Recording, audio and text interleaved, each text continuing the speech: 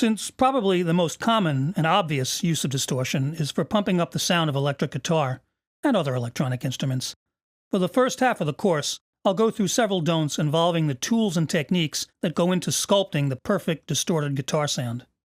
And then I'll continue with a look at some of the more subtle applications of distortion and saturation in studio work.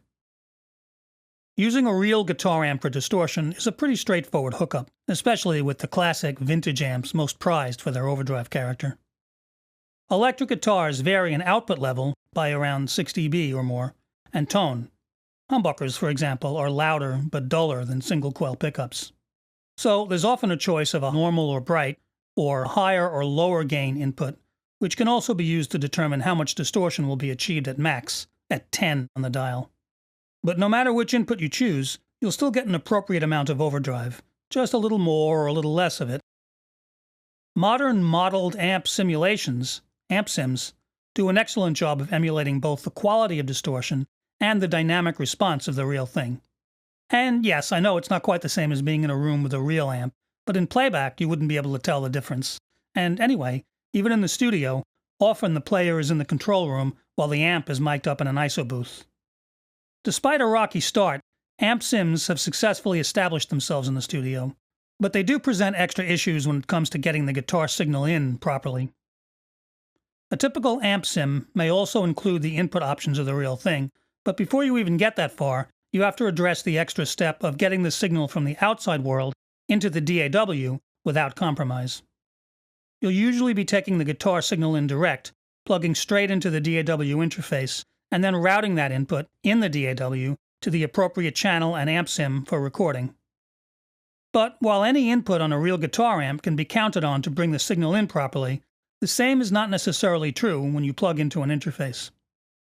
All guitars use quarter-inch unbalanced cables, and on any interface you should find plenty of quarter-inch jacks, in addition to any XLRs for mic signals. But what's behind those jacks is not always the same circuitry as in the real amp. Most quarter-inch inputs on DAW interfaces are designed to operate, to pass signal properly, at line level. To do this, they're set up with an appropriate amount of gain, usually adjustable, and an input impedance that would be typical for incoming line-level signals.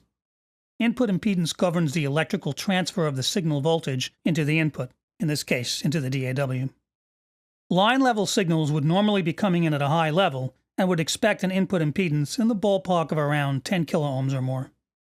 But what comes out of a guitar, at least ones with standard passive magnetic pickups, is a much lower level, which expects to see a much higher input impedance of around 1 megaohm or so, and will require much more gain to bring it up to line level, where it needs to be to enter the DAW at the proper level.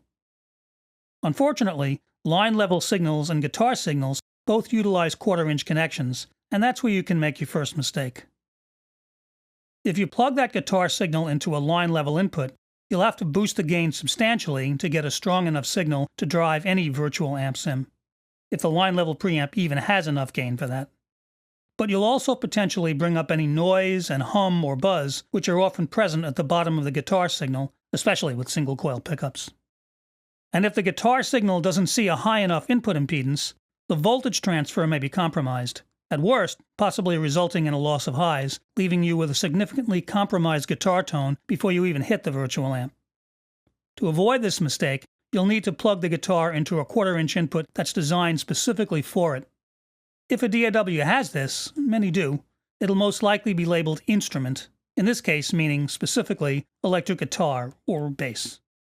Sometimes the instrument input will share a jack with a line-level input. Throwing a switch routes the signal through the appropriate circuitry. The labeling should make this clear, but if not, it's important to verify that you're using the correct type of input by consulting the documentation. Again, the wrong input will bring the guitar signal in, but not at its best, and why start out with a potentially compromised tone? If there is no suitable instrument input on the interface, then you'll need some sort of direct box to plug the guitar into, which will present the correct gain and impedance to the guitar, and then output a standard line-level signal to any of the DAW's line inputs. This can range from a very simple, very inexpensive device dedicated to just getting the guitar into the DAW, to more professional direct boxes, which may also have additional options and routing features for simultaneously using a real amp. However you do it, Once you've gotten the guitar into the DAW properly, then you still need to address the level of the incoming direct guitar signal before you're ready to start dialing up sweet distortion on the virtual amp. I'll talk about that in the next clip.